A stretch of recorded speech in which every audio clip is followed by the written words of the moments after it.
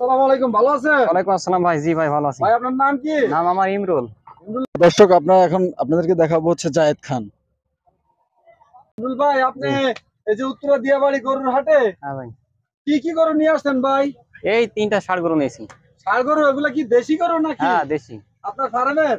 ফার্মের। তো এটারও তো মাশাআল্লাহ দেখতে পাচ্ছি একদম উঁচা লম্বা বড়। তো এটার নাম কি ভাই? এটার নাম কি জায়েদ খান নাকি? হ্যাঁ, জাহিদ খান। এটার নাম জায়েদ খান নাকি? হ্যাঁ হ্যাঁ।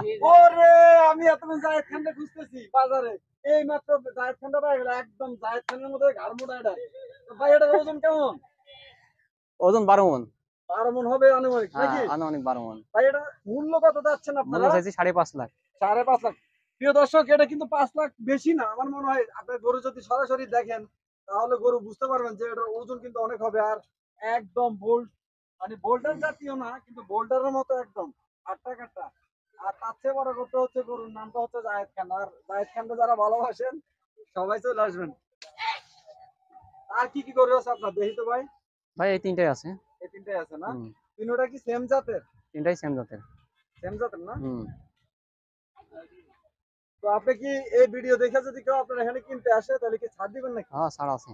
ছাড় আছে। যাক, প্রিয় দর্শক, আপনারা উত্তরা দিয়াবাড়িতে 18 নম্বর সেক্টর নতুন করে যে গরুর হাটটা বসছে আমাদের এখানে, আমার মনে হয় ঢাকা জেলার ভিতরে সবচেয়ে বড় হয়ে গেছে এই হাট এখন।